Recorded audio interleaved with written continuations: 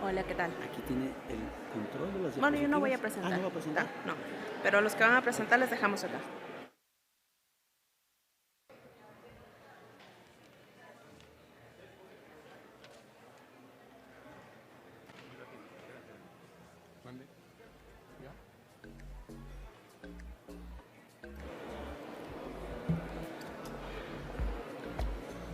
Se les solicita atentamente a los asistentes ocupar sus lugares.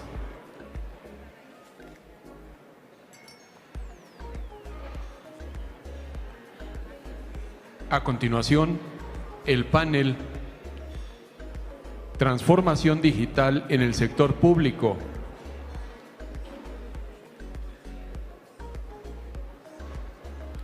Y para moderarlo, Bianca Merchán Paladines, especialista en gestión financiera del Banco Interamericano de Desarrollo.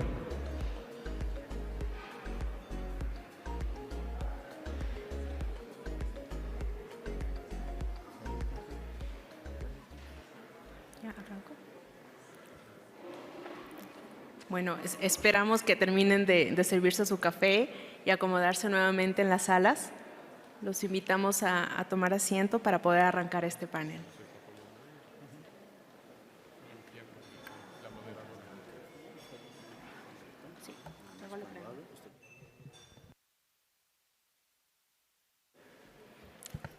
Fantástico. Bueno, entonces arrancamos. Buenos días, queridos miembros de FOCAL, colegas del Banco Mundial, del Fondo Monetario Internacional, del Ipsos Board, del IFAC y todos nuestros expertos internacionales que nos acompañan hoy. Realmente es un gran gusto para mí poder estar aquí después de tanto tiempo de habernos visto a través de una pantalla y después de todos estos abrazos que estamos acostumbrados a darnos. Sin duda alguna, no me cabe el corazón de la alegría de poderlos volverlos a ver a todos nuevamente. Quiero extender un cordial agradecimiento al señor Juan Torres y a su excelente equipo que ha hecho un trabajo extraordinario para hacer este evento posible. El día de hoy tengo el honor de moderar este panel de transformación digital en el sector público. Agradecemos gentilmente que todas sus preguntas las realicen a través de Slido. Lo tienen en sus mesas, tienen el código, lo pueden escanear ahí. Entonces, todos saben que nos quedó gustando desde que estuvimos en Brasil. Entonces, desde ahí no dejamos Slido y los invito a que todos con sus teléfonos entren a Slido y ahí van a hacer todas sus preguntas, ¿vale? Entonces, yo las voy a estar recibiendo y se las voy a estar compartiendo al panel, a este maravilloso panel que tenemos hoy. Voy a arrancar continuando. Para presentarlos tenemos al señor Anthony Citron Román, es de Microsoft. Es director de arquitectura de Data en Microsoft de inteligencia artificial for Good for Lab, donde trabaja con un equipo de ingenieros de datos, científicos de datos e investigadores en inteligencia artificial y proyectos basados en ciencias de datos. Se especializa en arquitectura de soluciones en la nube e innovación abierta. Tiene una licenciatura en informática, un MBA con especialidad en gestión de sistemas de información. Además, quiero contarles que vino exclusivamente para poder participar aquí el día de hoy con nosotros, así que muchas gracias, Anthony, por este gran esfuerzo. De igual manera, tenemos al señor Santiago Schneider, es especialista fiduciario líder en el Banco Interamericano de Desarrollo en Washington, D.C., es administrador de empresas de la Pontificia Universidad Javeriana de Colombia y un MBA de la Universidad de York en Canadá. Santiago es coordinador técnico del área de gestión financiera de la División de Gestión Financiera y Adquisiciones para Proyectos del BID, encargada de la supervisión fiduciaria de las operaciones de portafolio del banco en los 26 países de América Latina y el Caribe. Cuenta con más de 20 años de experiencia trabajando en la banca privada multilateral en Latinoamérica, donde ha tenido la oportunidad de desempeñar cargos como asociado del Departamento Financiero del BID en Washington, gerente de la banca corporativa en Colombia, especialista financiero senior en el BID en Ecuador y coordinador especialista fiduciario en Brasil. También contamos el día de hoy con nuestro querido Thomas Müller-Markesberger, auditor, socio y líder global de contabilidad para el sector público de Ernst & Young, con más de 15 años de experiencia en NICSP. Funge como presidente del grupo consultivo asesor del Ipsos Board. Durante 10 años, hasta diciembre del 2020, fungió como presidente del grupo del sector público de la Accountancy Europe, anteriormente conocida como la Federación de Contadores Europeos. Actualmente forma parte del grupo de trabajo de la Comisión Europea Eurostat para las normas europeas de contabilidad del sector público EPSAS. Desde enero del 2021 es miembro del Consejo de Asesor Técnicos para Programa Pulsar del Banco Mundial. Es miembro del Grupo de Asesorías de Normas Contables de la Unión Europea y del Comité del Sector Público del Instituto de Auditores en Alemania. Anteriormente a estos roles fue miembro del Ipsos Board y fungió como experto del DAS Think Tank de la Corte Europea de Auditores. Tiene numerosas publicaciones en contabilidad para el sector público y ha dictado conferencias internacionales sobre adopción e implementación de NICSP. También contamos con la presencia de la señora Alba Rodríguez, que es abogada legal en Paradox. Es abogada con más de 15 años de experiencia como reguladora de mercados de valores, especialista en finanzas sostenibles, regulación de valores y del sector fintech. Es promotora de la inclusión financiera con perspectiva en género. Bajo su liderazgo se desarrolló el marco legal para autorizar a la Bolsa Institucional de Valores, la segunda bolsa de valores más grande de México, así como la regulación fintech para proteger a los inversionistas emitida por la Comisión Nacional Bancaria y de Valores. Actualmente se desempeña como abogada legal en Paradox, que es una firma legal de abogados de blockchain y fintech, y además es profesora del posgrado de la UNAM en el posgrado de Derecho, Derecho FinTech y Blanqueo de Capitales, Valores, Contratos Bursátiles, Derecho Económico y Teoría Económica desde el 2009.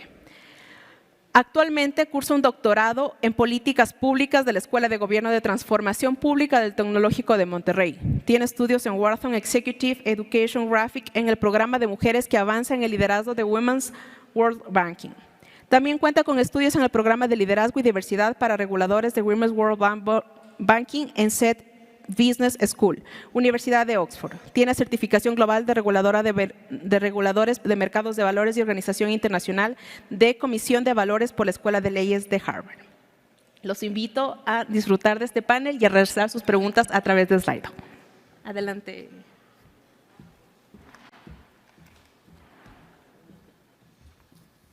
Aquí tiene su clicker en caso de avanzar o retroceder.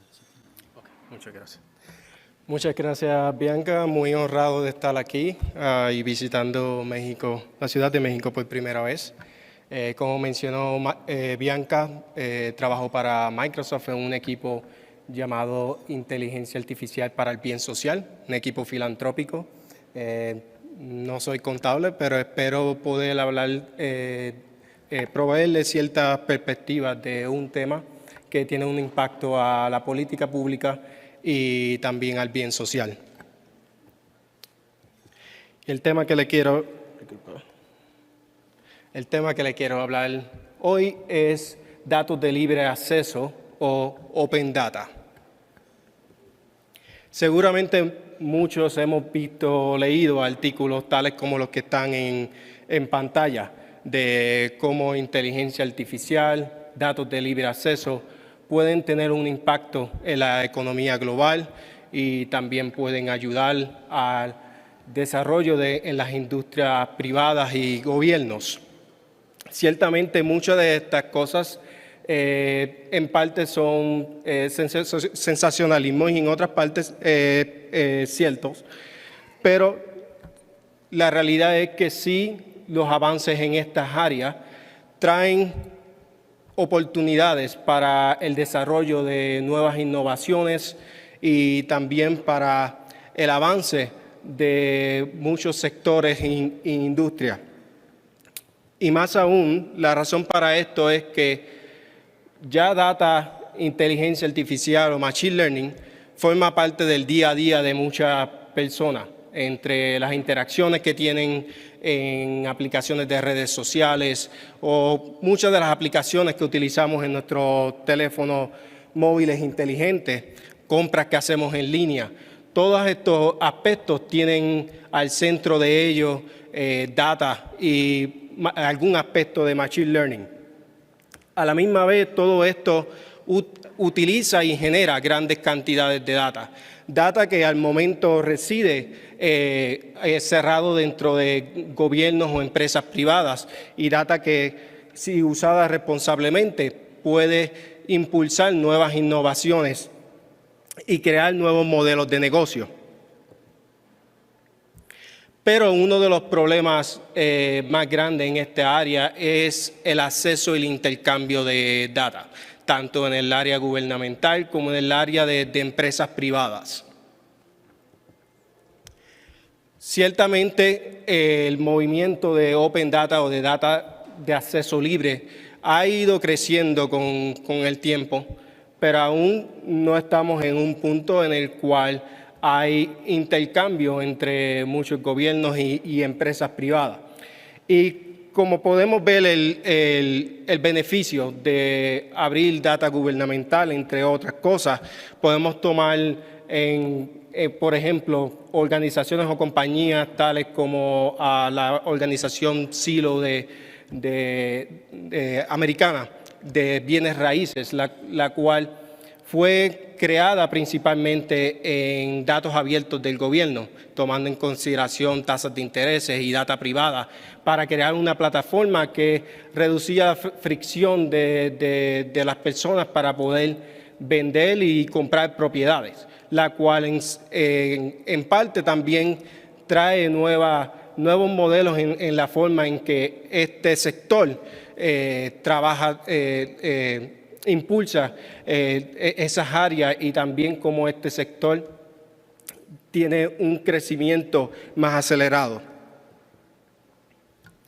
Open Data en gobierno ha aumentado, como mencioné, en las últimas décadas, y hay muchos gobiernos y países, como pueden ver en el mapa representado en pantalla, que han creado websites en el cual proveen información sobre sus países y data de diferentes servicios gubernamentales.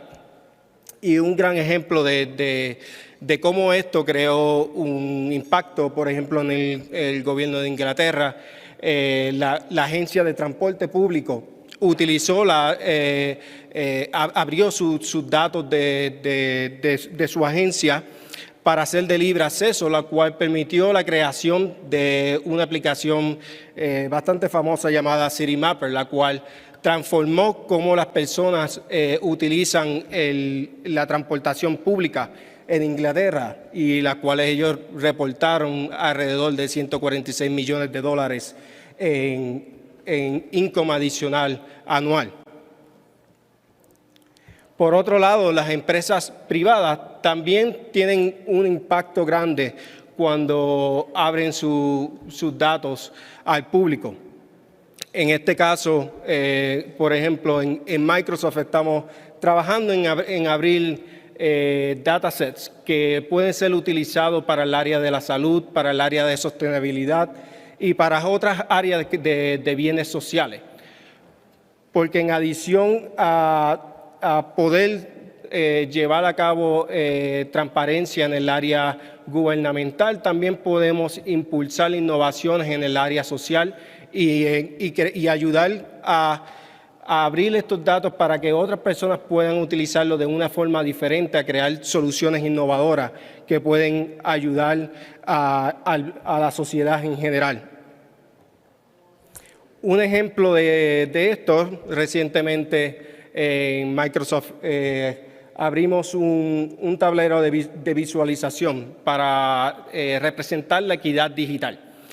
Ahora mismo esto solamente representa en el área de los Estados Unidos, pero la inequidad digital es algo que es de gran impacto para la sociedad y la economía.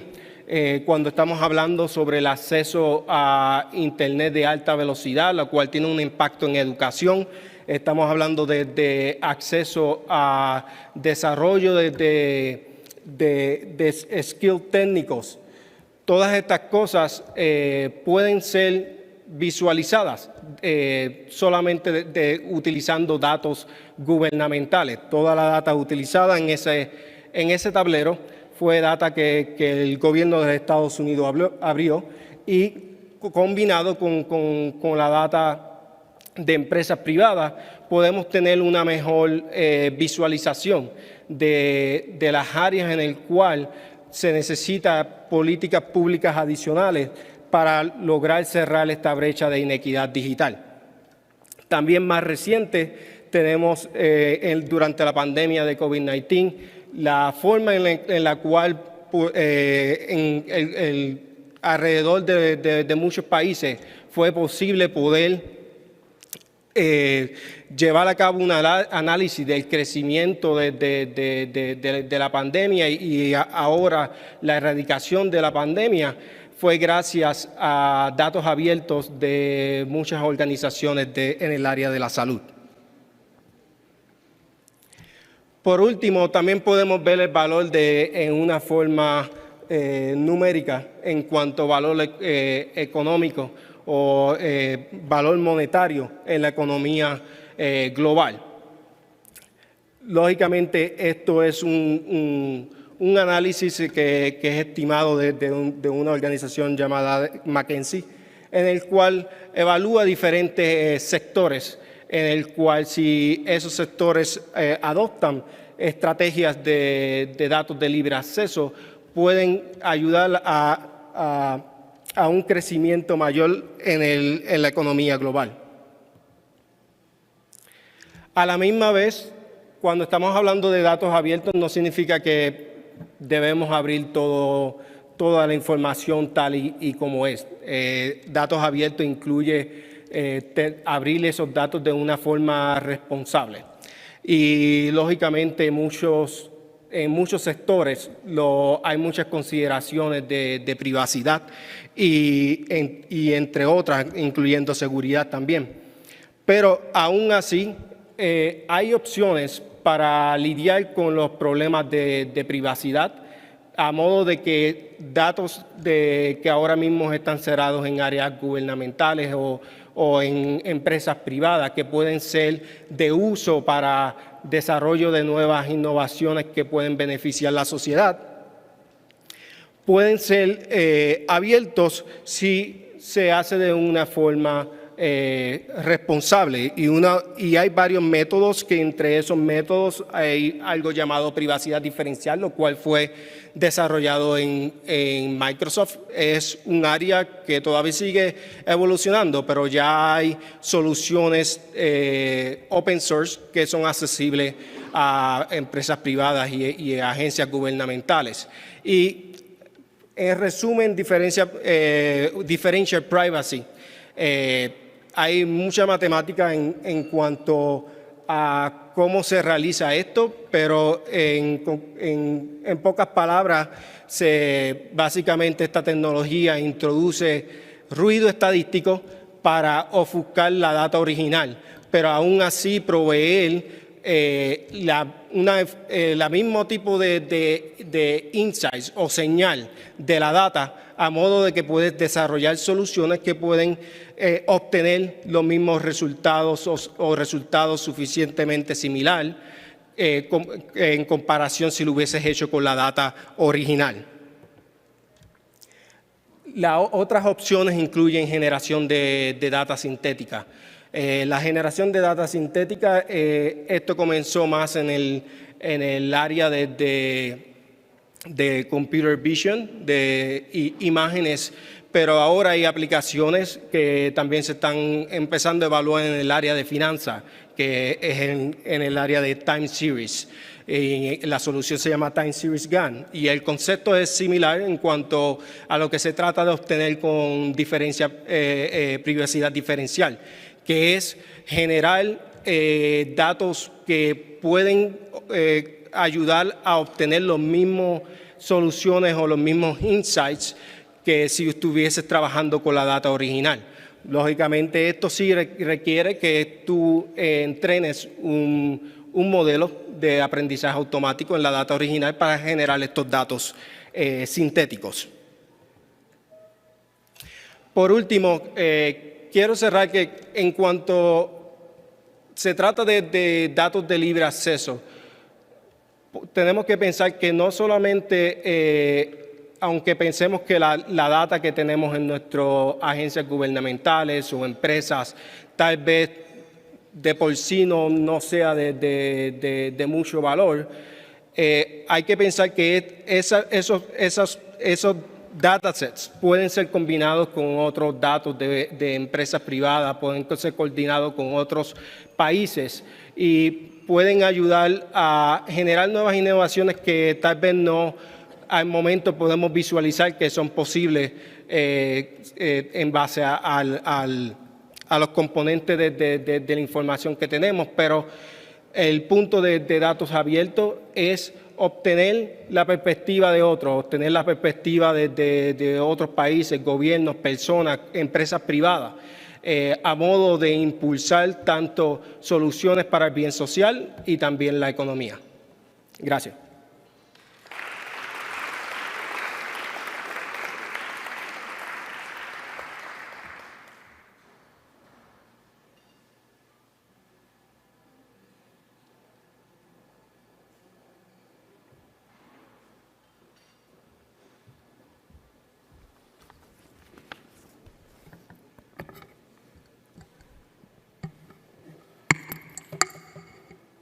Buenos días nuevamente.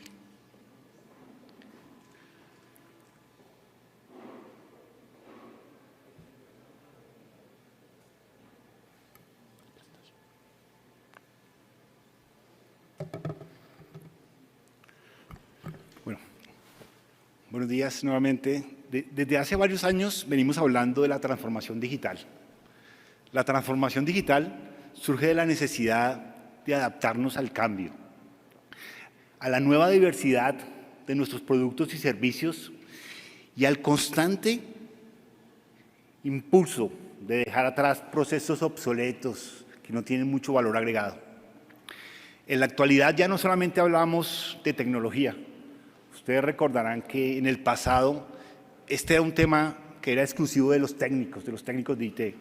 Ahora nosotros hablamos de tecnología, estudiamos tecnología, aplicamos tecnología, promovemos tecnología, nos sentimos con la gran responsabilidad de estar permanentemente buscando el cambio, adaptando nuestra forma de trabajo a las necesidades actuales de nuestros clientes. ¿Y cómo no hacerlo? Aquí, como pueden ver en esta gráfica, una tecnología tan elemental como el Internet ha venido creciendo en los últimos 3 años en promedio 268 millones de usuarios cada año. Este incremento se debe en gran medida a la virtualidad que generó la pandemia por COVID-19, impulsando la necesidad de que modernicemos nuestra manera de vivir hacia un enfoque más ágil, eficiente y al alcance de todos. La pandemia por COVID-19 aceleró la implementación de tecnologías en nuestro día a día, dejando de lado la duda que teníamos sobre los beneficios de la transformación digital, contribuyendo a que se aborden de una manera más eficiente algunos de los desafíos gubernamentales, como la lucha contra la corrupción y la optimización del gasto público, potenciando la generación de valor del conocimiento a través del procesamiento de grandes volúmenes de información. Aquí la contabilidad, colegas, juega un rol fundamental, ya que mediante la implementación de estándares internacionales y buenas prácticas, tenemos información de excelente calidad, la cual nos permite tomar las mejores decisiones, nos permite tener mayor transparencia y nos permite realizar las reformas públicas que necesitamos. Todos estos factores fueron factores que se identificaron como factores de éxito en la implementación de los CIAFIS sostenibles. Como bien lo señala un estudio del banco, que espero que todos conozcan, que es la Guía de Proyectos CIAF para la Sostenibilidad Digital en la Gestión Financiera Pública.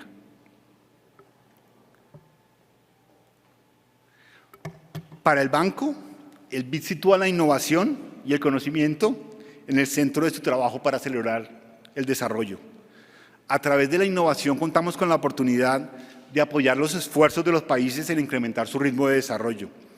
También con innovación llegamos a más beneficiarios y facilitamos nuevas soluciones. Esto nos exige poner a prueba y seguir enfoques innovadores y adaptarnos a las necesidades nacionales para superar los problemas de desarrollo. La reciente actualización de la estrategia del banco no solo ratificó las prioridades estratégicas del BID, las cuales son promover la inclusión social, la igualdad, productividad e innovación y la integración económica regional. También consolidó los temas transversales de equidad de género, inclusión y diversidad, cambio climático y sostenibilidad, capacidad institucional y Estado de Derecho. Pero lo más importante, se identificó que para acelerar el avance en todas estas prioridades estratégicas, el Grupo BID tenía que reforzar su trabajo en todos los temas relacionados con tecnología e innovación. El camino de transformación digital es como el Tour de Francia. No sé si aquí son aficionados del ciclismo, pero para los que lo conocen, el Tour de Francia es un desafío complejo que requiere mucha preparación, paciencia y persistencia. Pero lo más importante es que es un esfuerzo en equipo. La visión del banco es transformar de manera digital todos los procesos, tanto en el ciclo de operaciones como en los procesos corporativos internos, buscando entregar mejores resultados para nuestros clientes.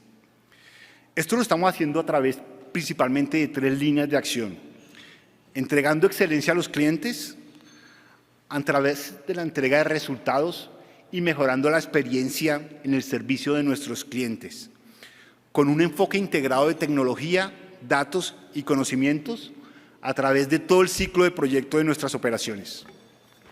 En un segundo lugar, lo que estamos haciendo es establecer fundamentos digitales críticos procesos y políticas corporativas ágiles, adaptables y centradas en los usuarios, que faciliten la entrega fluida de resultados a nuestros clientes, ganando ahorros y eficiencias en procesos corporativos internos, incluyendo eliminar redundancias y optimizando el uso y administración de activos de datos, los cuales son cada vez más importantes.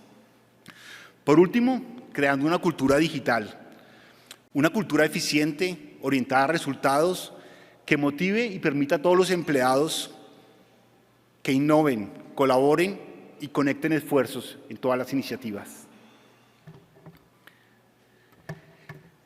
El BID, a través de la estrategia de fortalecimiento y uso de sistemas nacionales, ha jugado un papel fundamental en la transformación digital de los sistemas de gestión financiera pública. La promoción de innovación y el uso de tecnología es una de nuestras prioridades, dado que esto reconoce la transformación digital y la adopción de tecnologías disruptivas como catalizadores del crecimiento económico y elementos claves para la modernización y la eficiencia del sector público. Durante más de una década, y ustedes lo recordarán, el banco ha venido acompañando a los países de la región en su proceso de transformación digital, brindando apoyo técnico y financiero para el desarrollo de diagnósticos que nos han permitido conocer la situación actual y el estado actual de los sistemas fiduciarios e identificar oportunidades para su modernización a través de la innovación, a través de la tecnología y de la digitalización. Se han realizado muchos estudios, algunos para conocer el estado de implementación de las tecnologías en los diferentes sistemas de control externo, de las agencias de compras, sistemas EGP y muchos estudios de datos abiertos.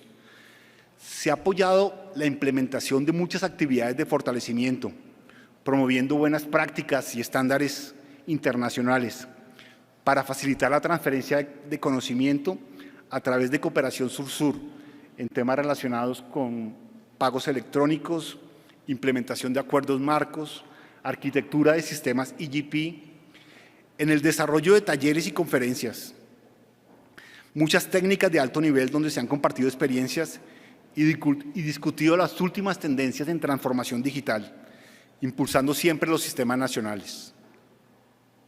Asimismo, se ha apoyado la implementación de soluciones digitales, incluyendo el uso de tecnologías disruptivas, como son la inteligencia artificial y blockchain, y herramientas de análisis de datos que nos han permitido identificar patrones de comportamiento en la participación de proveedores, por ejemplo. El banco continuará fortaleciendo su liderazgo como socio estratégico de la región, impulsando el uso de procesos y herramientas digitales y soluciones innovadoras para fortalecer la capacidad institucional y acompañando a los países en el proceso de transformación digital de los sistemas nacionales.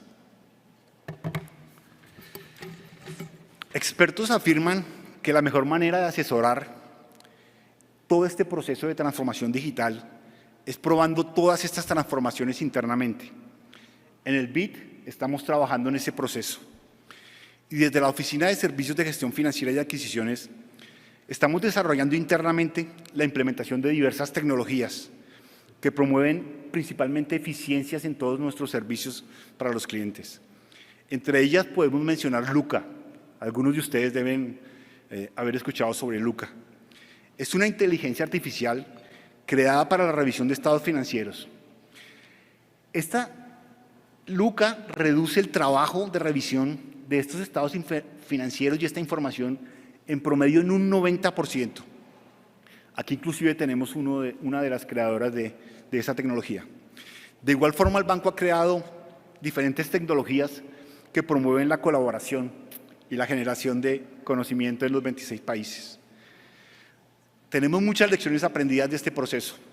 Algunas de las que podemos compartir es que cambiar la cultura es tan importante como la tecnología misma. Es importante empezar de manera concreta y pequeña e ir escalando. No se deben desarrollar tecnologías sino soluciones. No existe una solución lista para usar.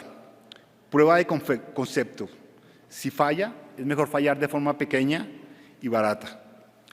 Es un esfuerzo continuo. y usualmente de mediano y de largo plazo. Es necesario establecer indicadores y líneas bases, tanto de calidad como de eficiencia. Es un proceso de cuidadoso y de enfoque. ¿Qué hemos logrado? Hoy tenemos un 60% de todos los procesos fiduciarios digitalizados. Tenemos 20 iniciativas digitales que están siendo desarrolladas, todas dentro del ciclo fiduciario de las operaciones del banco.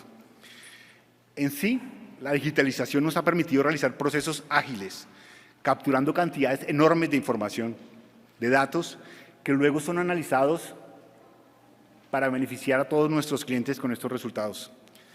Hemos logrado tener un equipo comprometido con el objetivo claro de digitalizar todos los procesos.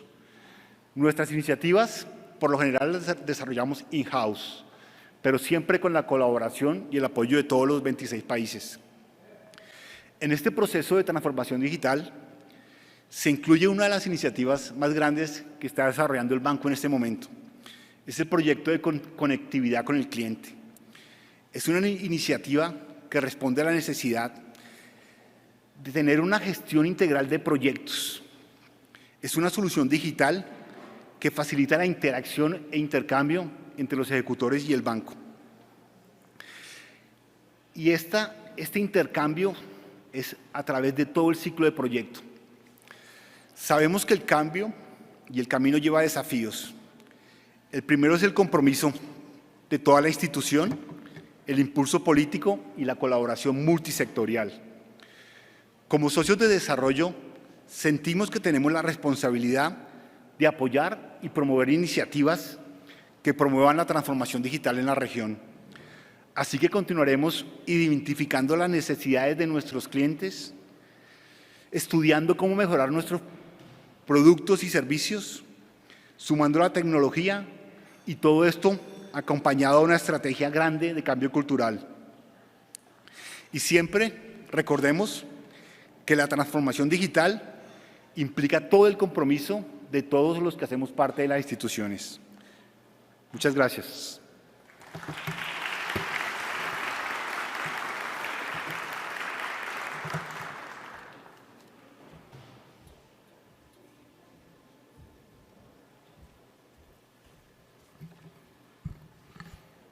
Buenos dias. Good morning. Hello, everybody. I'm very glad, and thank you very much for the invite. I'm very glad that I'm back in the Focal family, especially as we have a physical family event now. So I was asked to talk about digital transformation and blockchain for public finance. Blockchain was already mentioned in your presentation. I have to say I'm not a technologist. I'm an accountant and auditor by profession, and I'm looking at how managers, accountants, auditors, and the public can benefit from technology. So let us look at what's the starting point. What's the current problem description? And many speakers in the introductory session already talked about the need for governments to be necesidad de los efficient in gobiernos para spending. ser And obviously, to be eficientes efficient en and expandirse effective for y ser eficientes para expandirse en bases más transparentes y una rendición de cuentas en el presupuesto en un escenario de tiempo real, porque es importante tener los datos y no solamente tenerlo ahí, sino darlo a tiempo real para que el público reaccione. Si vemos esta lámina, hay una gran mayoría de agencias públicas y gobiernos que almacenan esos datos en silos y dependen de esas herramientas que no facilitan el rastreo en tiempo real de información. Es una pobre visión en cuanto al presupuesto de los fondos públicos y en qué se gasta. ¿Y cuál es el impacto de eso? Obviamente, el impacto es de pobre eficiencia en el gasto federal y en pobre eficacia. ¿Cuáles son los desafíos que el gobierno enfrenta y cuáles son las causas raíz? En la parte derecha de la lámina podemos decir la oportunidad del reporte. Por ejemplo, uno debe informar sobre los resultados en tiempo real y cómo distribuirlos. Eso es muy importante. Y ahora si hablamos del reporte no financiero, pero sí también de fondos y fiduciarios, tenemos que ser eficaces. Y también otras agencias públicas no tienen una visión integrada. Ya hablamos de la integración de datos y tenemos ahí una vista incompleta de información financiera y no financiera y del contexto entre los dos, de cómo se distribuyen los fondos contra los resultados e ingresos. Y tercero, para los contadores, hay dificultad en la reconciliación y una incapacidad de ver integralmente y tenerlo ahí en el reconciliamiento en un año o en tiempo real. Y por último, pero no menos importante, estos resultados dan, por ejemplo, gastos muy abruptos en las transacciones y en el tiempo retrasado de importe. Y como yo soy auditor, necesito los datos integrados para poder rastrear todo el seguimiento de los gastos. Y si no se tiene, no se apoya. En esa visión, blockchain puede dar una solución. En pocas palabras, ¿qué es blockchain? Sí, y también en alto nivel les voy a decir.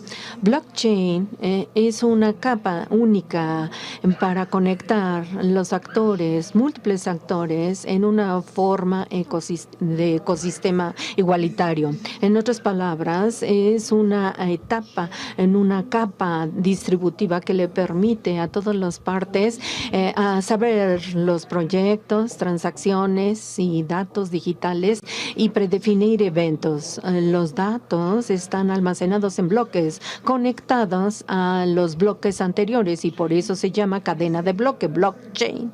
Y esos datos son incambiables y eso es muy importante porque todos tienen la misma vista sobre los datos incambiables.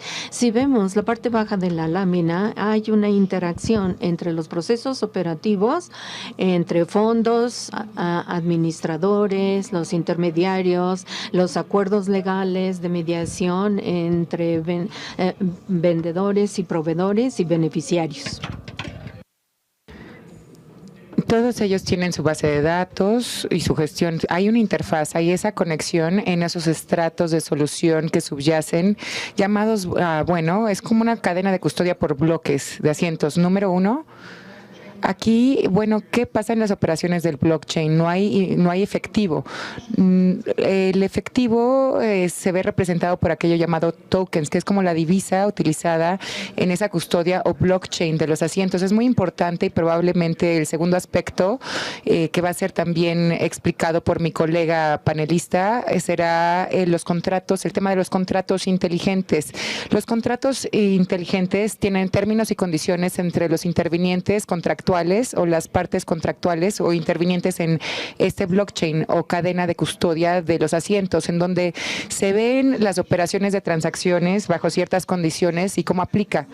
Como ejemplo, los pagos de una factura, un monto, es automáticamente procesado cuando se recibe, cuando se confirma el entregable y si el receptor de la cosa confirma que ya recibió el bien o el servicio, automáticamente hay un asiento reflejado y hay una liberación del pago con la solución eficiente de esa cadena o blockchain.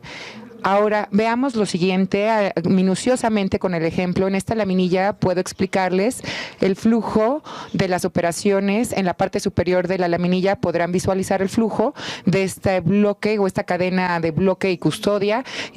Como ejemplo, la Secretaría tiene sus indicadores. Hay un presupuesto, digamos, de 120. De esos 120 presupuestados, 100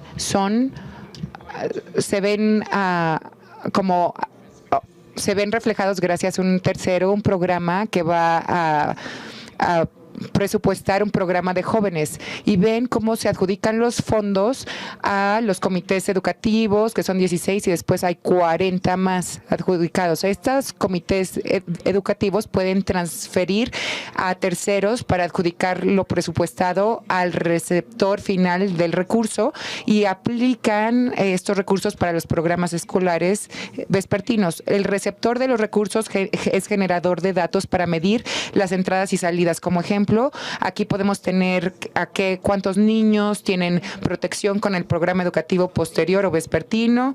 Hay también estos programas resultan en mejoras en las condiciones de los jóvenes o la criminalidad de jóvenes. Se apareja a otros indicadores. ¿Cómo todas estas situaciones se correlacionan a blockchain? Vean al pie de la página de la laminilla. Ahí podemos observar que cuando la Secretaría de Educación adjudica 120 millones para el ejercicio, se van traduciendo, transfiriendo a tokens digitales, ¿sí? Que te pueden especificar en dónde se adjudicó o llevó al ejercicio el presupuesto, que hay generación de asientos contables en esa custodia de bloque. Hay una interfaz de cadena de custodia entre la Secretaría de Educación y los intervinientes que se ven vistos ya, pues se han visto en esa gráfica de pie con todas las soluciones que genera el bloque. Y lo mismo pasa con un programa de educación ABC. Hay transferencia de pagos, hay contratos con los socios que generan programas educativos y todas esas minucias se ven estipuladas contractualmente en los términos y condiciones, ¿sí? En correlación a las condiciones que ya les había mencionado. Los comités educativos captan los datos del ejercicio de esos presupuestos y hay un asiento contable en el bloque o en esa cadena y se almacenan en el estrato de custodia en bloque. Vean al pie de esa página, obviamente, con base en la información que se transmite en tiempo real, la Secretaría de Educación, en la parte intermedia de todo ese procesamiento, recibe información fidedigna para ajustar sus programas educativos si no se hace el ejercicio o si no se conduce las partes como se debe y si no se está alcanzando los resultados esperados para los cuales se han adjudicado el presupuesto que deben dar los resultados. Pero vamos a hablar ahora de los beneficios. En manera sucinta, en resumen, voy a hablar del blockchain. Primero nos lleva una transparencia. Cada interviniente en toda esa cadena del proceso tiene la misma vista de las cosas y la solución de esos asientos contables nos da transparencia, precisión, no es algo modificable, no es información manipulable, te puede generar reportes ejecutivos financieros contables. Esto tiene potencial, no nada más para generar reportes financieros, sino para otra gestión de reportes que se pueden generar. Por eso vamos a hablar del esfuerzo de sostenibilidad.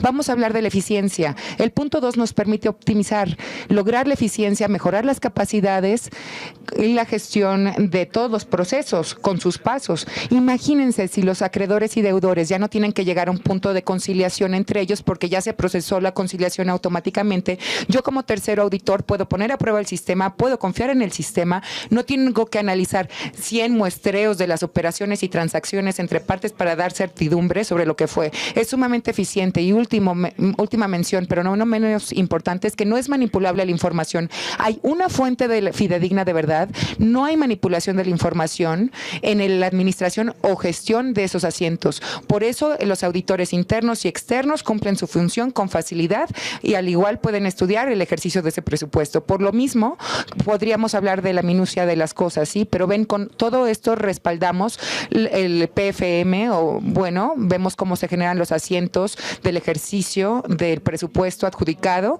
y les comparto ahora este caso de estudio como un ejemplo relevante. Es un ejemplo real de un proyecto que hemos materializado en Australia. Aquí, el caso práctico involucra a las autoridades del sector público. Con Freya querían incrementar la productividad, ser transparentes, con información confiable en la gestión o el ejercicio del presupuesto para capitalizar el desarrollo de infraestructura del sector educativo. En este caso vemos los retos operativos. o el OPEX. Queríamos automatizar el proceso siendo transparentes, desglosando la información de todos los servicios o teniendo datos unitarios entre departamentos. Vimos quién recibió presupuesto, ya sea público o privado, en una cadena de proveeduría para todo ese programa. Teníamos un equipo constituido de trabajo que analizaba lo manual, los procesos manuales repetitivos de consulta entre intervinientes que iban compilando datos entre entidades para conectar y controlar ese ejercicio a través de las autoridades. Teníamos entonces una carga de trabajo fuerte en el Departamento de Finanzas. El libro mayor de contabilidad se cruzaba o había un cotejo referenciado, no podíamos visualizar las operaciones de las transacciones y todos los estados de cuenta que se vieron al final de este estudio, llevaron a las partes a acordar. El cliente nos pidió preaprobar los conceptos de gasto para lograr la trazabilidad o el monitoreo del ejercicio de ese presupuesto durante todo su proceso. Tuvimos que utilizar ingeniería y automatizar ciertos pasos del proceso, que fue muy importante. La solución también nos posibilitó estudiar a todos los intervinientes en esta custodia de operaciones, aparte gente que estaba trabajando fuera de nuestro departamento. En este caso, ¿cuáles fueron los beneficios para el cliente? Número 1, tuvimos una cobertura total al 100 de esas operaciones. Vimos en tiempo real lo que pasaba con esas operaciones y hubo un recorte y ya no era necesario contratar auditores terceros autorizados y nos ahorramos por ahí. Número 2, definitivamente aquí hubo un declinal en los tiempos de pago, se recortó de 30 días a un pago en 5 días. Aparte, no teníamos que terciarizar a una agencia externa para los pagos. Fue valorado por el programa y por las agencias externas y esto redujo gastos generales. Procesamos todas las facturas a nivel interno, en este caso práctico. También acotamos tiempos de los proveedores de servicios y también coadyuvamos con las autoridades para lograr lo que se hizo. Con las autoridades trabajamos con celeridad, tomando las mejores decisiones, con datos duros, desglosados y que se pudiese mantener todo esto, viendo el progreso, analizando los gastos, los pagos y la celeridad de nuestro trabajo. Después de haber dicho esto, agradezco a todos la atención, estoy listo para recibir sus preguntas y seguir debatiendo.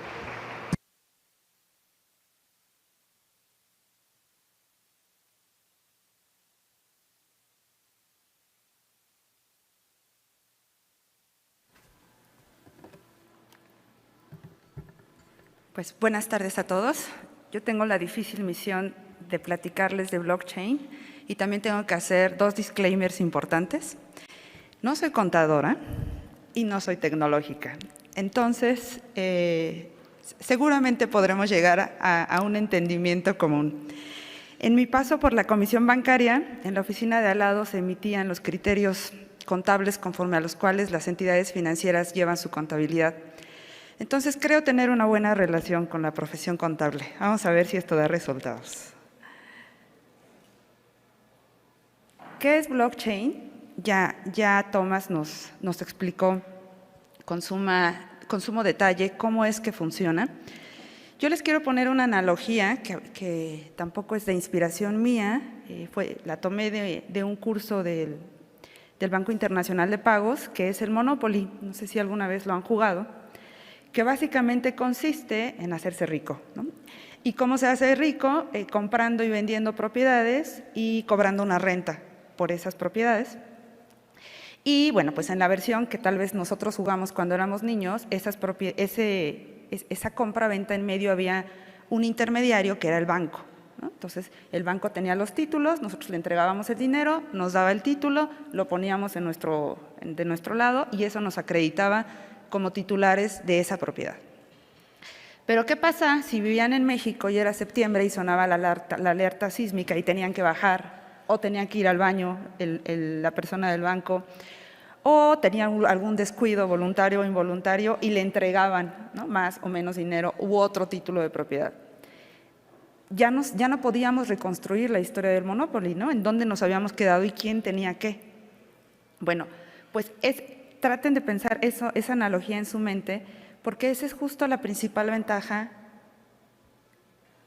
del blockchain. Es decir, si llega a sonar la alerta sísmica y tenemos que bajar, vamos todos a saber quién tenía qué y quién era dueño de qué propiedad en este Monopoly virtual. ¿Por qué? Por tres razones. La primera, ese registro va a estar descentralizado. Ya no vamos a necesitar de un jugador que no juega, que se llama banco. Todos vamos a poder saber quién tenía qué. Vamos a poder saber quién le vendió a quién, en qué fecha y en qué monto. Y esa información es inmutable, no va a cambiar. Vamos a tener la certeza de que esa operación en efecto se realizó en determinada fecha. Entonces, ¿qué tiene que ver el blockchain con la contabilidad? Pues es una herramienta de registro, simplemente tecnológica, en donde podemos tener pues casi en tiempo real el registro de las operaciones que se están llevando a cabo. Ya nos han explicado con mis antecesores de ejemplos, entonces yo no quiero abundar en ese punto, pero lo que contablemente, digamos, aporta el blockchain es en tener esta transferencia y esta transferencia de propiedad totalmente registrada. Cualquiera lo puede ver, porque además si es una blockchain pública, todo el mundo podemos acceder, y no tenemos que tener la certeza de que alguien nos emita un estado de cuenta certificado o que alguien nos dé, digamos, fe de que en efecto esa transferencia se llevó a cabo. ¿Qué tiene que ver el blockchain con el sector público? Ya Tomás nos puso un ejemplo muy puntual en el sector educativo en Australia. Y imagínense, volvamos otra vez a mi analogía del Monopoly, en donde para tener la certeza de que en efecto este título era mío, pues estaba en medio el intermediario.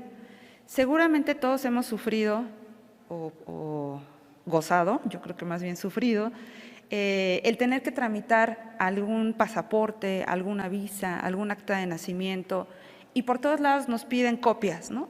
Deme usted su copia de identificación para saber que usted es usted. Y muchos de estos requisitos en las diferentes agencias gubernamentales son repetidos, ¿no? Nos piden copia de la identificación, copia del alta fiscal, cómo está usted, si es persona moral, cómo es usted el representante de esta persona moral. Y entonces, pues hay muchos chistes y memes que dicen que, bueno, pues me van a pedir hasta la fe de bautizo, ¿no? Cada que yo voy a hacer un trámite gubernamental. Imagínense ustedes que podríamos llegar a tener en algún momento estas identificaciones, así como ya no habría necesidad de tener un banco en el Monopoly, ya no habría necesidad de estarnos acreditando en cada una de las distintas agencias, porque ya en blockchain obra nuestra identificación digital. Y eso pues permitiría, imagínense las potenciales ventajas, no solamente la facilidad en el registro y en el trámite mismo, sino el poder pues innovar y realizar una serie de productos mucho más rápidos y mucho más acordes. Ahora pensemos pues más allá de las ciudades, ¿no? Pensemos en lugares o por ejemplo en personas, hablando de refugiados, en donde es muy difícil acreditar que esta persona es en efecto esa persona, porque pues tal vez su identificación la dejó en el país, porque tuvo que salir muy rápido, ¿no? Entonces, no nada más es, digamos, el ahorro de tiempo y costo en la emisión de esta identificación digital, sino la posibilidad de identificarse en situaciones en donde pues probablemente la identificación física no sea el mejor vehículo para hacerlo.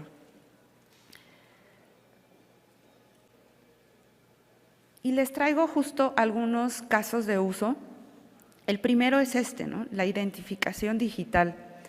Ustedes sabrán, y no sé, en sus jurisdicciones, aquí en México ha sido un gran problema el robo de identidad, en donde una persona va a una entidad financiera, solicita un crédito a nombre de otra persona y el obligado entonces es la otra persona quien tiene que pagarlo, y yo disfruté de este recurso que me dieron y que se quedó con el problema, pues es la otra persona. ¿Por qué pasa eso? Porque lo que nos dicen en las entidades financieras pues es que el ejecutivo de cuenta no es un perito, o sea, si él trae una identificación que pues se parece a usted, pues no es un perito criptográfico, no sabrá decir si esta identificación en efecto es válida. ¿Qué podemos lograr con las identificaciones digitales que obren en blockchain? justo esa certeza, ¿no? Es una especie de tener registrado en algún lado de este mundo tecnológico esta identificación digital que me acredita como tal, y entonces sí, ya no se necesita de un perito como ejecutivo de cuenta en la institución bancaria, sino lo que se va a necesitar es acceder a la blockchain para que ahí en efecto podamos tener la certeza de que Alba es Alba y de que José es José y que no es José suplantando la identidad de Alba. Ahora, este ejemplo, pues insisto, es en el marco de las entidades financieras, pero ¿qué pasa cuando estamos hablando de refugiados o de personas que dejaron en su país de origen todos los documentos que podrían acreditarlo como tal?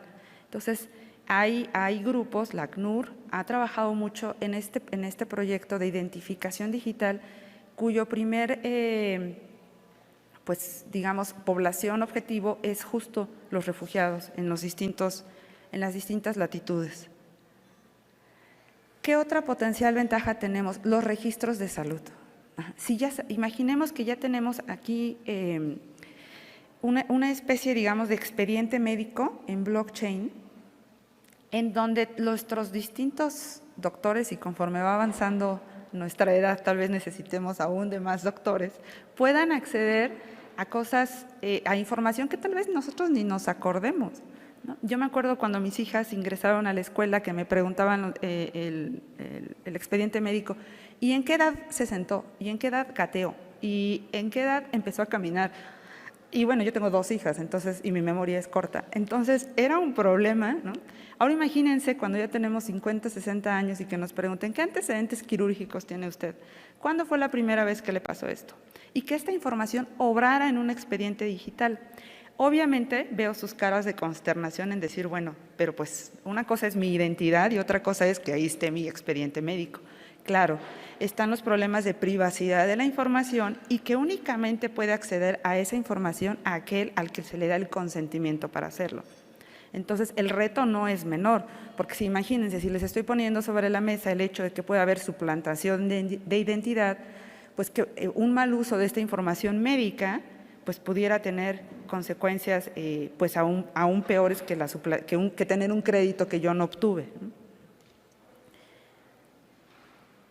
¿Qué otro caso de uso es el registro de títulos de propiedad? En buena parte de nuestros países, seguramente con esta tradición jurídica romano-germánica, tenemos un registro de la propiedad en donde si nosotros queremos saber quién es el legal propietario de un bien inmueble, acudimos a este registro y nos va a dar la historia de este bien inmueble, ¿no? Hasta ahí todo suena bien, pero ¿qué pasa cuando este registro está inundado de papeles, no hay forma de poner orden o incluso, por ejemplo, parcelas en pueblos, que es complicada a veces la definición de la legal propiedad en este tipo de inmuebles, y no hay forma de poder, uno, acreditar quién es el legal propietario y dos, mucho menos obtener algún crédito dejando como garantía este bien inmueble porque no puedo acreditar que es mío. Entonces, ya hay proyectos, hay uno en Ghana, que justo lo que pretende es ser un enlace entre la entidad financiera que va a otorgar algún producto financiero y el símil del catastro de la tierra en ese país, porque muchas de estas parcelas allá en Ghana eran bien difícil para empezar, fíjense, delimitarlas.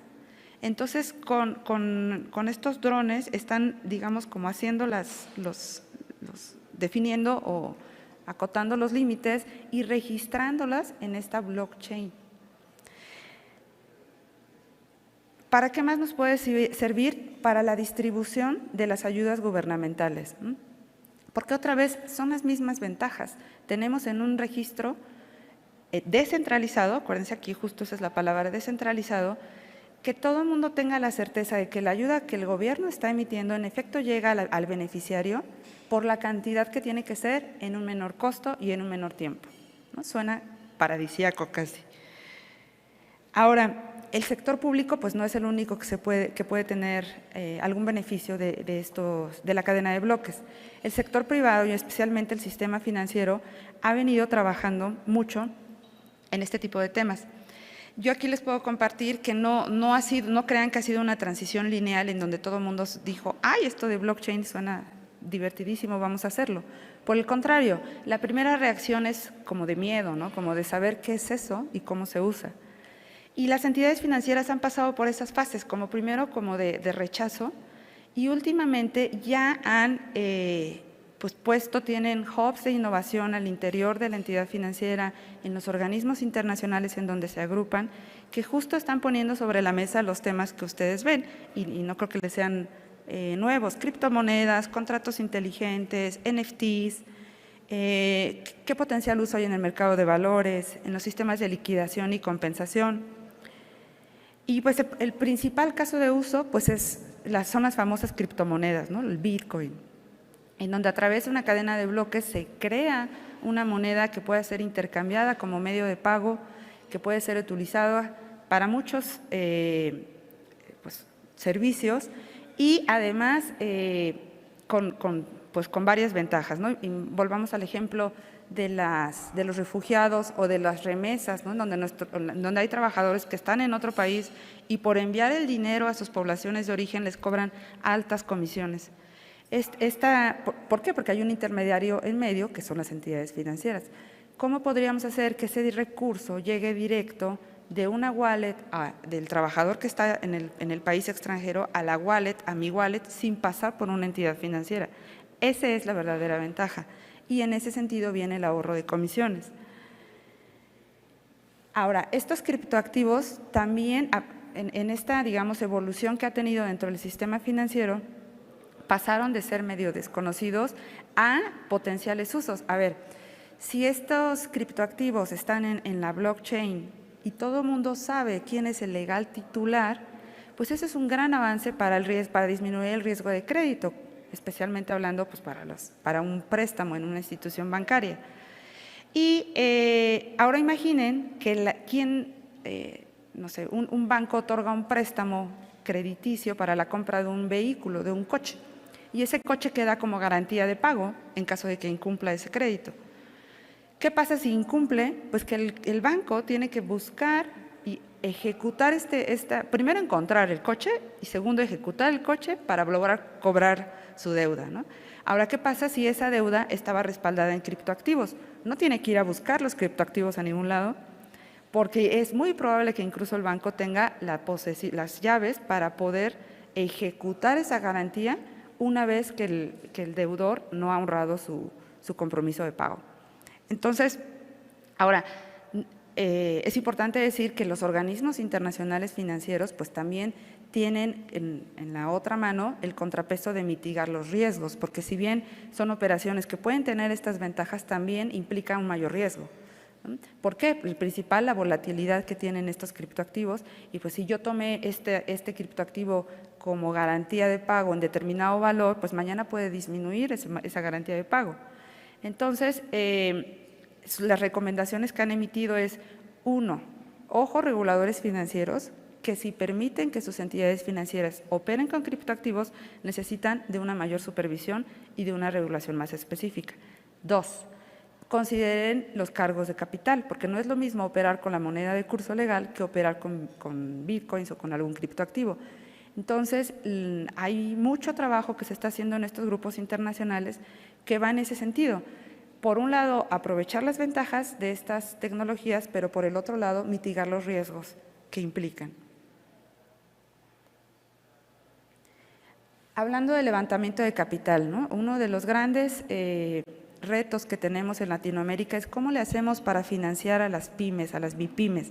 Yo no estoy pensando en estas grandes emisoras que ellos pues son los que normalmente colocan valores en los mercados de valores, sino en las tiendas, en las empresas cuyas titulares son las mujeres, que tampoco tienen los derechos de propiedad pues 100% en línea, vamos a decirlo, y que tienen dificultades para acceder al financiamiento, pues el blockchain les ofrece la posibilidad de emitir ICOs o STOs, en donde se tokeniza el derecho a recibir un valor, recibir o determinada propiedad o determinado flujo, muy similar a como ocurre en el mercado de valores, pero sin los intermediarios sin las casas de bolsa, sin las bolsas, en donde se pueden hacer, digamos, productos más específicos que ayuden al levantamiento de capital. Y bueno, aquí no me dejará mentir, aquí como panelista pues están nuestros representantes del BID. Ellos pues han tenido un trabajo muy importante en la innovación tecnológica. Acaban de emitir en Colombia un bono blockchain, en donde a través de esta tecnología pudieron tanto el regulador en Colombia, la Superintendencia Financiera en Colombia, como el BID, pudo ir siguiendo la emisión de este bono, o sea, un bono tradicional como del mercado de valores, pero montado en la tecnología blockchain. Entonces, o sea, ya es algo, porque a veces cuando hablamos de blockchain pudiera sonar a que lo hacen en Australia, ¿no? En un lugar muy alejado de nuestras jurisdicciones, pero este es un ejemplo que ya pasó en Colombia y marca la pauta de lo que se puede realizar en jurisdicciones pues más cercanas, ¿no? Y bueno, pues ¿qué necesitamos? ¿Qué se necesita para incorporar este blockchain en nuestro ADN? Yo destacaría, obviamente, además de todo lo tecnológico, dos cosas. Uno, capacitación, y es por ello tan importante que estemos hoy aquí reunidos intercambiando estas experiencias para, número uno, entender qué es el blockchain, porque muchas veces pensamos que es como la varita mágica que va a solucionar todos nuestros problemas y probablemente no sea así para todos los casos. No es que aplique para todos, no es que todos se puedan ver beneficiados, sino tiene que ser el caso específico al que sí le sea aplicable y entonces sí puede obtener un beneficio. Y dos, crear comunidades, ¿no? Yo ahí les puse algunos ejemplos de LACchain, en México hubo un hackathon en donde el ganador justo propuso un modelo de licitaciones públicas a través de blockchain, o de British Blockchain Association, en donde tienen capítulos por países. El mismo Focal es un ejemplo de ello, en donde podamos tener la cercanía y la confianza de preguntarle, ¿tú cómo le estás haciendo, no? Tú te enfrentas a un fenómeno muy similar al mío, a un problema muy similar al mío, ¿cómo lo estás solucionando? ¿Le estás entendiendo esto blockchain? ¿Cómo lo están llevando a cabo? Y la segunda parte tiene que ver con probar. Buena parte de estas comunidades tienen como objetivo la prueba, porque no es algo tan fácil como que ya mañana subo el switch del blockchain y ya todos somos muy felices, sino hay que acotar el alcance de los proyectos y probarlos. En el caso de México, la denominada ley FinTech, la ley de instituciones para regular la ley para regular las instituciones de tecnología financiera, incorporó esta figura que se llama el modelo novedoso o el sandbox regulatorio, en donde da la posibilidad a los reguladores financieros de probar en un ambiente controlado esta innovación tecnológica, que las que se han pedido traen el componente de blockchain. En la ley sonaba muy bonito esto de probar en un ambiente controlado, pero por ejemplo en México no tenemos aprobado ninguno. Entonces, eso nos habla pues de que los retos son muchos para tanto para el sector público, tanto para las personas que quieren innovar a través de esta blockchain. Y justo el crear estas comunidades, el generar las capacidades necesarias para ir transitando en común, pues va a hacer que podamos ir incorporando con una mayor naturalidad en aquellos proyectos que así se necesite esta variable de blockchain. Alba, perdóname, perfecto, estamos finalizando la presentación. Muchísimas gracias. Un gusto, muchas gracias.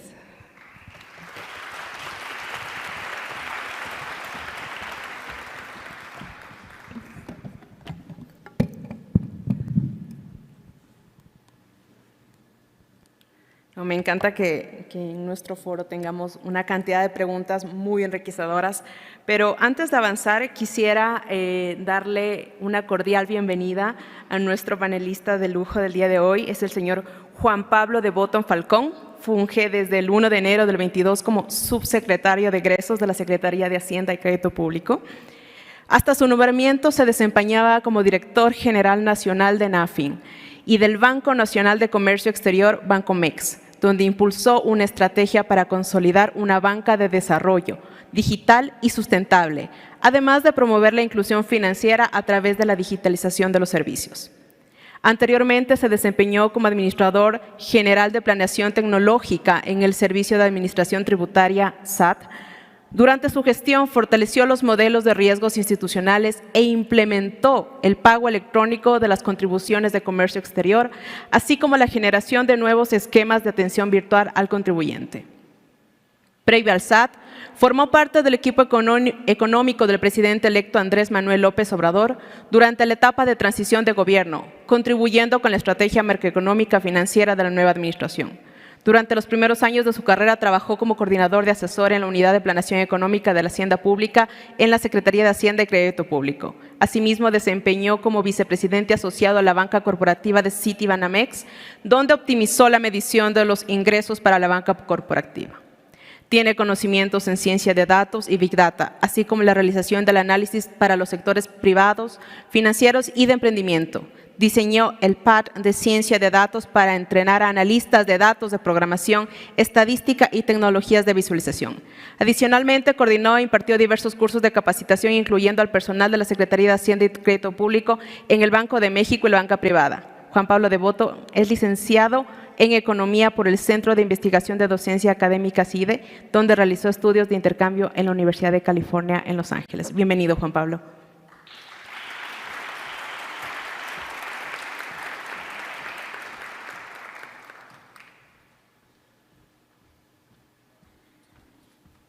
Bueno, pues muchas gracias por la presentación. La verdad, yo estoy muy contento y les quiero agradecer a todos los panelistas el día de hoy. La verdad es que siempre en este tipo de foros, mi gran temor ha sido pues, que se hable de la tecnología como algo excluyente, algo que no puede ser entendido por todos y que no puede ser compartido y discutido por todos. Y yo creo que efectivamente, pues hay conceptos nuevos, hay una cierta frustración que uno va teniendo en el proceso como de entender, pero si uno no se da por vencido, la verdad es que nada de esto es así ciencia para hacer cohetes ni nada demasiado complicado. Yo siento que cualquiera puede tener un buen nivel de entendimiento y yo creo que es muy importante porque es parte de la discusión actual respecto de cómo hacer un mejor uso de esta tecnología, ¿no? Entonces, pues digamos que con las exposiciones de mis compañeros aquí del panel, yo me siento pleno. Espero yo poder compartir algo que abone a su curiosidad.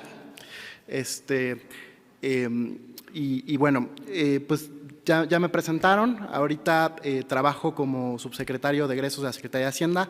Antes tuve roles tanto en la banca como en el ámbito de tecnología. Ahorita ya la verdad no me da tiempo a programar, pero programaba relativamente decente. Y bueno, yo quisiera platicar un poco de algunos conceptos y algunas ideas que ya han platicado acá. Quizá, como decía, un poco para apelar a su curiosidad, un poquito más desde la experiencia, más que desde los conceptos, porque siento que hicieron, pues la verdad, un buen trabajo mis compañeros. Y bueno, yo la verdad, pues tengo la experiencia de llevar la contabilidad de ingresos en el lado del SAT y ahorita pues la de todo el gobierno, ¿no? Ahí que nos apoya mucho Juan, que además pues ha llevado toda la organización del evento y pues te agradezco mucho, Juan, a ti, a Janet, a todo el equipo que llevan la organización de este evento.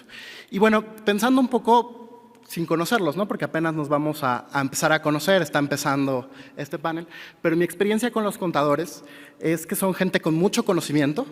La verdad es que a veces hasta yo diría se desperdicia porque realmente el conocimiento fino que tienen de todas las cosas es excelente, ¿no? Ellos te explican perfectamente cómo es que tu visión respecto de la interpretación que hiciste de los datos es equivocada porque ellos conocen las fuentes de datos, cómo hubo que masajearlos para que entraran a la base de datos, quién sí cumplió y no cumplió, la calidad, etcétera.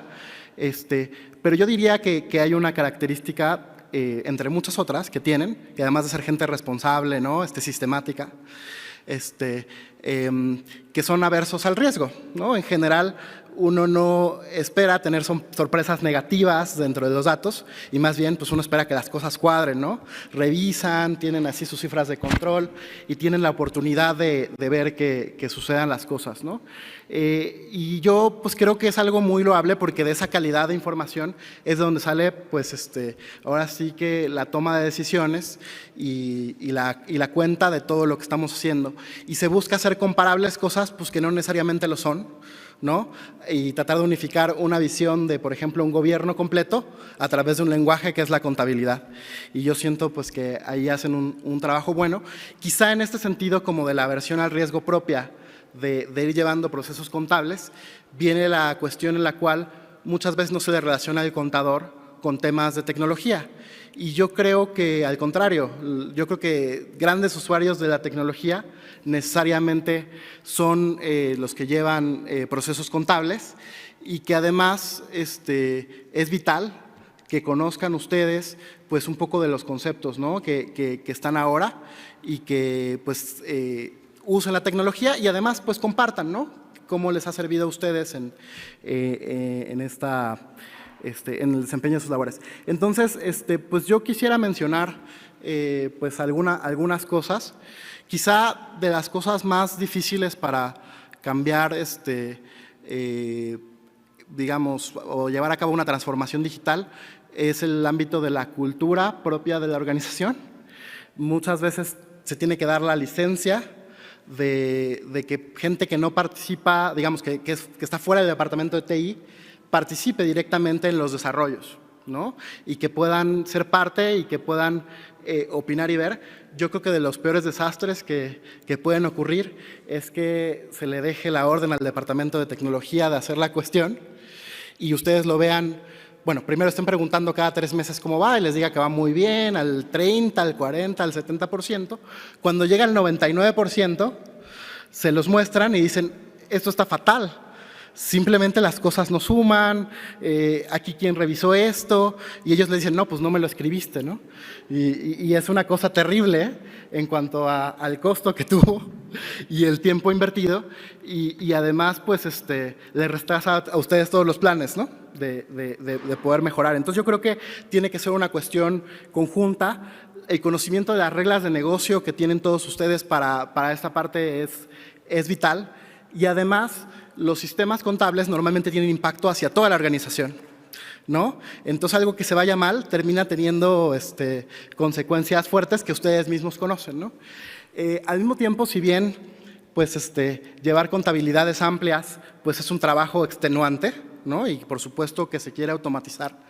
Yo creo que hay que pensar que automatizar pues, nos puede generar, digamos, si no está bien pensado y no está bien diseñado, temas, no sé si se acuerdan de la película de fantasía, donde hay como Mickey Mouse está llevando así como un par de cubetas con agua y las va tirando al pozo y se va haciendo como un desastre porque se va llenando y llenando y llenando el lugar porque no hay quien supervise, ¿no? Es una cuestión automatizada y yo creo que sí hay una parte que hay que tomar en cuenta, que si bien conviene automatizar los procesos, esa automatización de procesos tiene que ser para potenciar la labor del contador, no para sustituirlo.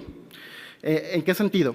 Yo siento que la gente que se mete al tema de los datos y a pasar, digamos, de la revisión de estos sistemas contables, en la medida en la que puede revisar, tiene un conocimiento, ¿no?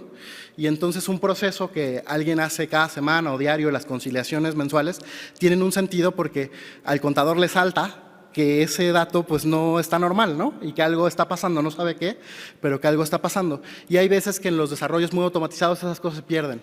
Yo creo que es importante pues, buscar que sigan existiendo esas variables de control, esa forma, digamos, porque la tecnología, desde mi punto de vista filosófico, no viene a sustituir al humano, sino que el chiste es que lo potencie, que le quite tareas que son repetitivas o que le dé algunos insights nuevos que le permitan mejorar en su trabajo. Hay muchos conceptos de los cuales me gustaría platicar, quizá es complicado por el tiempo, pero pues muy importante, por ejemplo, que se entienda que los temas que tienen que ver con Big Data no necesariamente son los temas de ciencia de datos, ¿no? En la parte de Big Data pues se tiene el procesamiento paralelo del cómputo. En la parte de ciencia de datos tienen ustedes, digamos, como la parte más analítica, más fina. Yo diría que es la diferencia entre el músculo, que es Big Data, y el cerebro, que es la parte de ciencia de datos, y que son especialidades distintas incluso dentro de TI, ¿no? Otro tema del que se habló muy importante es el tema de identidad digital. Yo creo que ese tema es súper importante no solamente para gobiernos, sino para la sociedad civil. Hay que pensar, digamos, conceptualmente, voy a ir sobre algunos conceptos, ¿no? Que eso parte de una relación de confianza. Es decir, hay un registro madre, hay un enrolamiento en donde tú estableces, no sé, que la otra persona es Bianca, ¿no? Alguien me dijo que es Bianca y entonces yo ya la registré como que es Bianca. Y entonces cada vez que la vea voy a pensar que es Bianca. Tal vez no le pedí sus credenciales ni tomé sus biométricos. Dependiendo de qué clase de transacciones yo haga con Bianca, voy a decidir, ¿no? Si quiero fe, ¿no? O su credencial de lector, su pasaporte. Pero tal vez para platicar con ella, pues no lo requiero, ¿no? Y entonces yo creo que hay que entender que estos conceptos de confianza o de identidad digital pueden partir un poco del conocimiento que tenemos de la identidad normal, ¿no? Y les voy a poner un ejemplo muy, pues muy sencillo, ¿no? Que a veces nos pasa. Por ejemplo, cuando ustedes hablan por WhatsApp o por alguna aplicación de mensajería con alguien más, ustedes están suponiendo que esa persona es la que es, ¿no?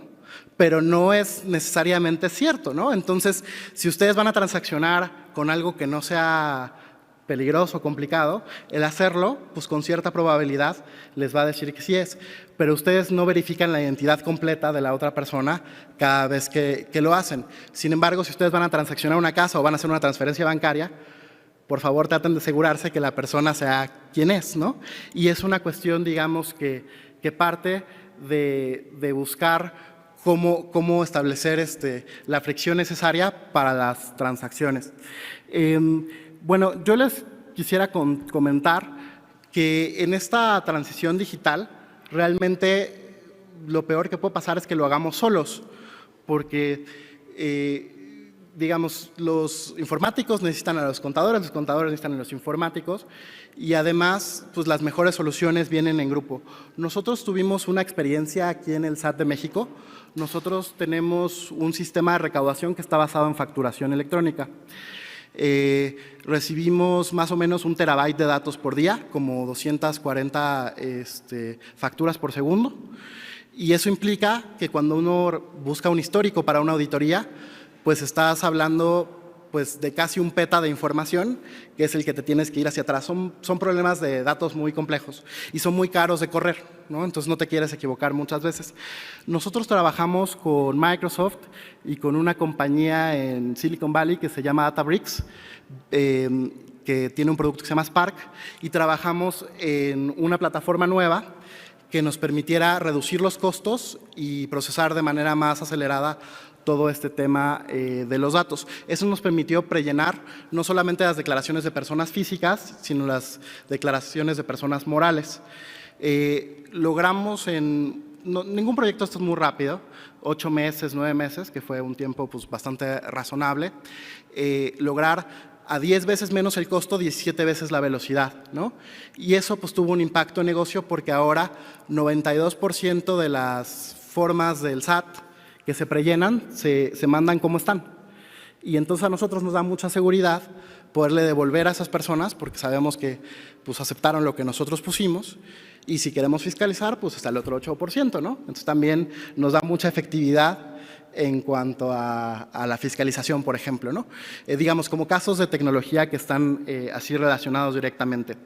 Esta parte de comercio exterior, que pues tiene que ver con todos los auxiliares bancarios, que además tiene el gobierno para poder cobrar las contribuciones. Pues cuando yo llegué tenía más de 1000 días de retraso, un poco por esta dinámica de se le deja a los informáticos, llega al 99% y todo está mal, ¿no? Entonces la dinámica que agarramos fue agarrar un salón más o menos grande en la administración tributaria, pedir que nos pudieran ceder 1 o 2 informáticos cada uno de los bancos, que pudieran ser representativos y los encerramos 8 meses, y digo con cierta vigilancia, ¿no? De que todo fuera sucediendo, pero sirvió mucho porque además pudimos entender cuáles eran los problemas desde sus sistemas y disminuir la cantidad de reuniones para ver estatus y porcentajes y cosas que no tenían que ver, ¿no? Y no digo necesariamente que ustedes apliquen exactamente la misma táctica, aquí para nosotros era muy importante, más o menos el interés que se quedaban los bancos por no reportar directamente a tesorería rondaba los entre 3,000 y 4,000 millones de pesos, que serían como, como 200 millones de dólares, pero pues nada despreciables.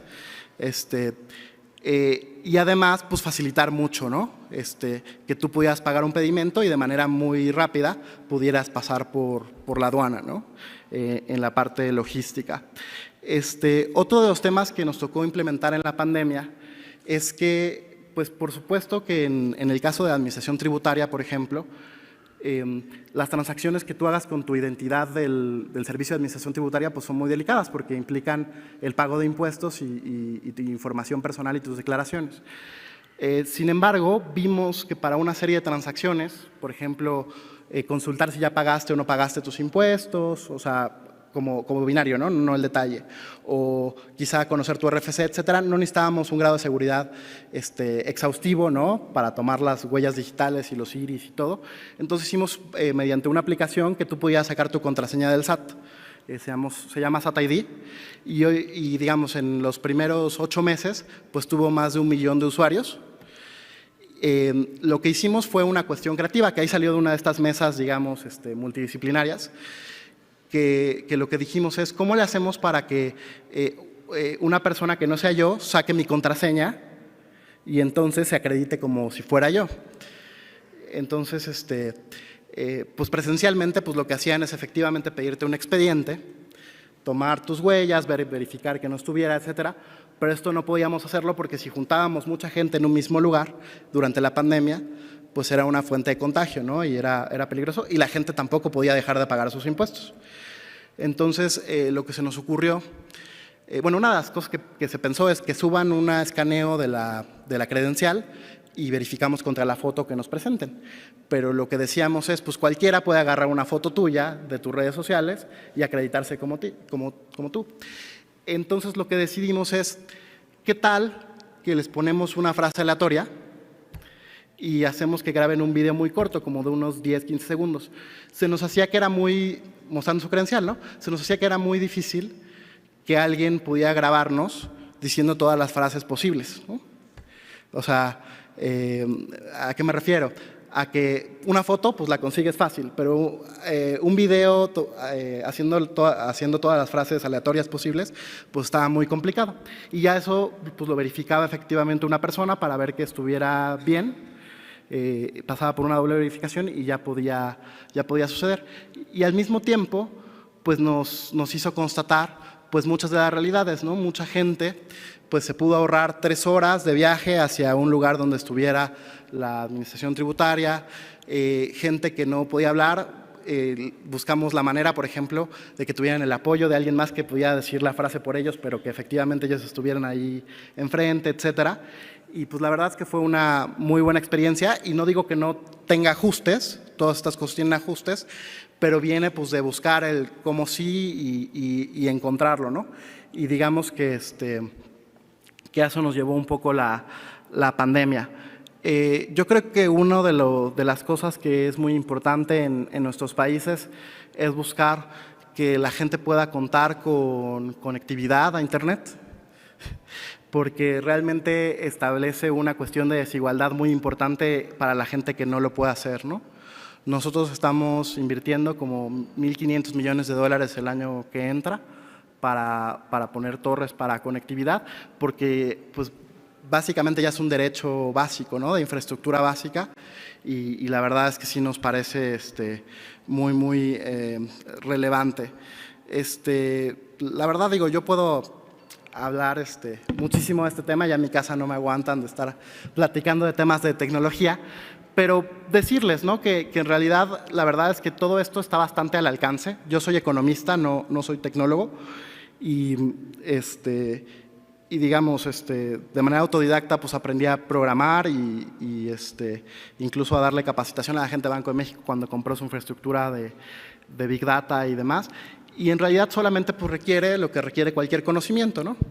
Lo mismo pensará alguien cuando se meta a ver todas las reglas contables y todo lo que hay que leer de regulación y todo lo que hay que leer del proceso, pues que al principio parece imposible, pero si ustedes tienen la paciencia y las ganas y la curiosidad, la verdad es que hay cualquier cantidad de recursos, sobre todo para aprender. Hay unos videos muy buenos de que le enseñan blockchain a una niña como de 5 años y luego se le enseñan a un niño de 12, de 18, alguien a nivel universitario, etcétera. Y bueno, pues les digo que puedo hablar para siempre, entonces aquí lo voy a dejar. Pero les agradezco mucho que hayan venido, ojalá que se lleven una gran experiencia y pues que disfruten no solamente aquí el foro, sino también pues nuestro país. Muchas gracias.